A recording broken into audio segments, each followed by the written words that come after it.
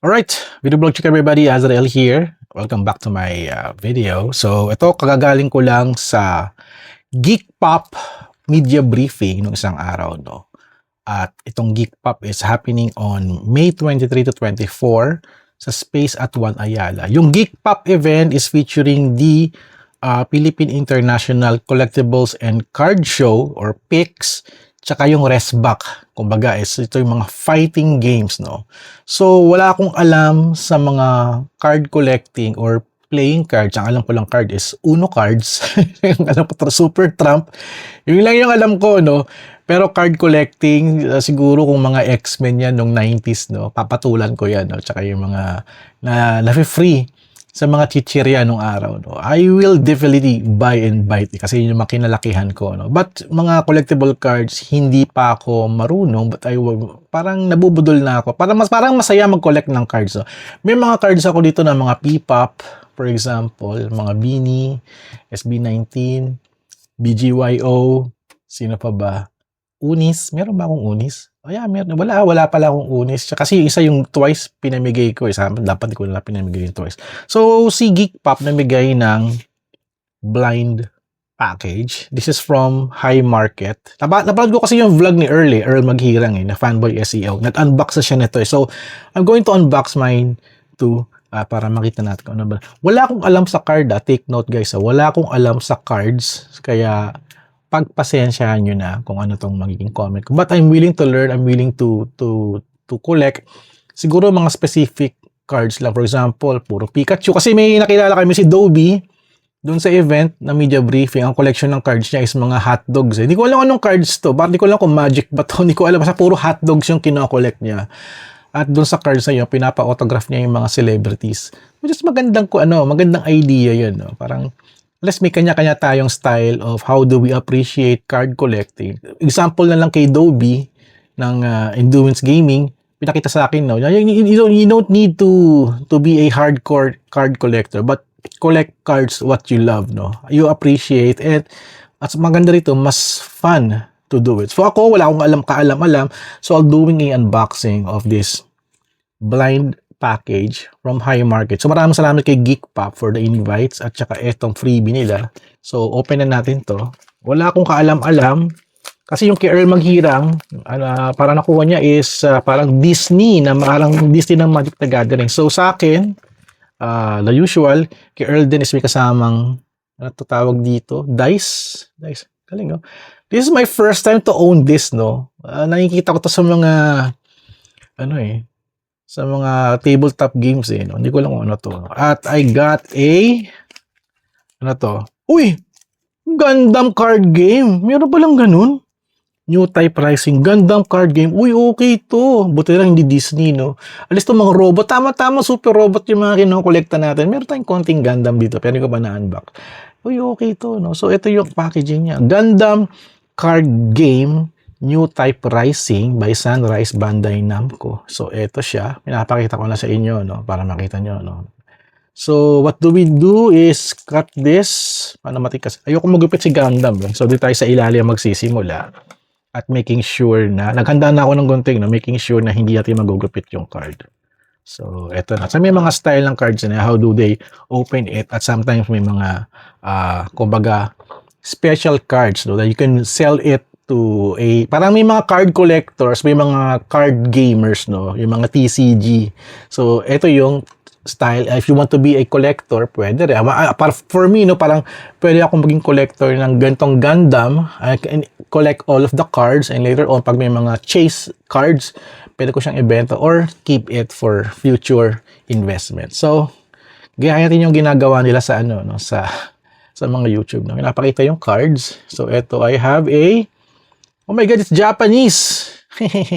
It's Japanese. So pasensya na lahat ng mga Gundams, no? Wala akong alam. So, GP, ano ba to? G001-081. MBFM1 unit.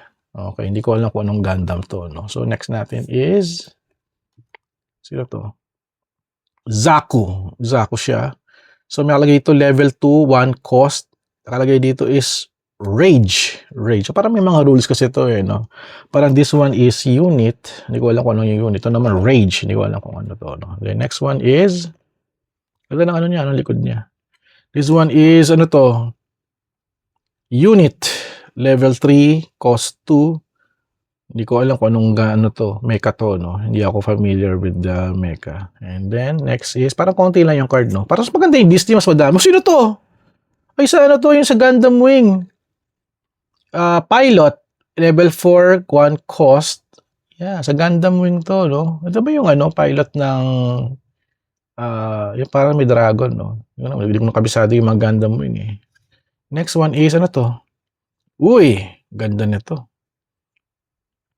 Unit siya, level 3, cost 2. Forgot yung tawag dito, no? Parang Zaku, no? Ayan.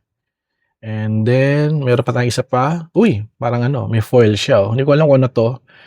It's a unit, level 3, cost 2. Hindi tayo mabasa kasi it's Japanese. Hindi ko alam kung ano yan. So, ayan. And the last one is, baka tayo may chase tayo makuha, no? Uy, ano to? Sino to? Resource, talagay resource. I'm not sure kung ano to, no? Kung may value to, no? Pero maastig yung art niya, no? You can collect cards for the art. You can collect cards based on the characters or specially design.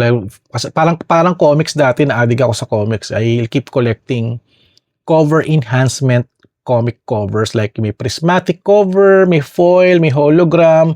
Ayun yung collection ko dati. Tsaka glow in the dark na, or emboss, or cut out, polybag, gatefold, yung mga ganun sa comics yun. Sa comics ako marunong, pero pag sa cards, hindi ako ganun ka-familiar. So ito parang may foil, parang may pagka-foil effect tong card na to. Well, others is, ito, ang ganda yung parang pagka-pin up niya. Siguro if ever we can meet a Gundam celebrity, for example, na creator or artist or a super collector ng Gundam, we can use these cards as our base for autographs, for example.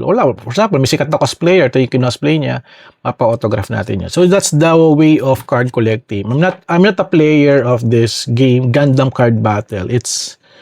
Pero check natin, no? Baka mukhang masaya siyang i-collect kasi more on roll. Sana may mga Voltes 5, no? Kasi pag Voltes 5, iba eh. It's playing cards lang yung kay yung gumagawa ng playing cards dito. Yung bicycle yata, parang gumawa sila ng Voltes 5 yata. Parang gano'n. So, ito yung kasamang dice. Hindi ko alam kung paano ko ito gagawin. Maybe display it here. Ayan. Paglaruan namin ng anak ko. At, parang hanggang ilang numbers ba itong, hanggang 15? Hanggang 15? 19? 20? Hanggang 20. So, pwede kami maglaro. Maglaro kami ng tawag dito, Snakes and Ladders. So, 20 moves. So, ito, number 2, no? So, yun. So, that's it for our video. Maraming salamat kay Geek Pop for the invite and also for this freebie from High Market. For first time ko mag-unbox na ito, no? Kaya nag-video na rin ako. At the event ni Geek Pop, Philippine International Collectibles and Card Show, and Resback for video gaming, fighting games. Tandaan nyo, May 23 to 24 sa Space at 1 Ayala. So, go to their website, geekpop.helixpay.ph to buy your tickets. So, ayun. Para balita ako si Tobero daw, yung performer nila eh. Si Tobero, may mga nomination silang mga parang art toy maker na may lalabas silang exclusive toy for the event. Sino ba ito? Si Check Disc. Ayun, naalala si Check Disc. Gumawa ng art toy for 15 pieces, ibebenta dun sa event. So ayun, hindi ako familiar pa with card collecting, but this will be a start. I'm going to keep this. Baka sakaling magamit ko to in the future. Baka syempre, baka mayroon gusto mapaka-trade ng... for example, I want to collect Gundam F91, no? Kasi yun yung paborito ko, F91.